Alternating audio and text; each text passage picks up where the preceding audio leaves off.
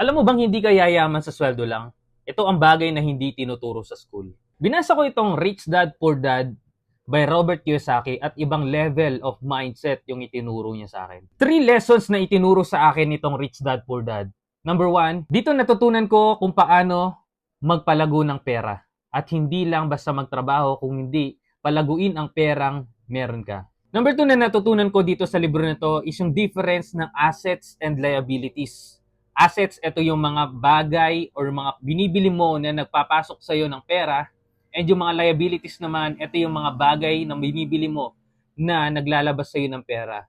Even yung mga bagay na akala mo assets, na akala mo investments, dito ko natutunan na yung mga bagay pala na yun is hindi assets, kung hindi liabilities. Number 3 na natutunan ko dito sa libro na to is huwag lang basta magtrabaho, kung hindi, hayaan mo na ang pera mo ang magtrabaho para sa'yo. Hindi ka lang basta nagtatrabaho, kung hindi, tinuturuan mo ang pera mo kung paano magtrabaho para sa'yo. Na kahit natulog ka, merong pera, merong income na dumarating, hindi ikaw ang laging pagod. Kung hindi, dapat ang pera mo din ay nagtatrabaho para sa'yo.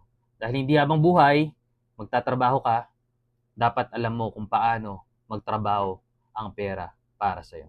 Now, kung gustong-gusto mong mag-level up ang finances mo, I suggest basahin mo itong libro na to. And if you want this book, check nyo lang dyan sa my basket.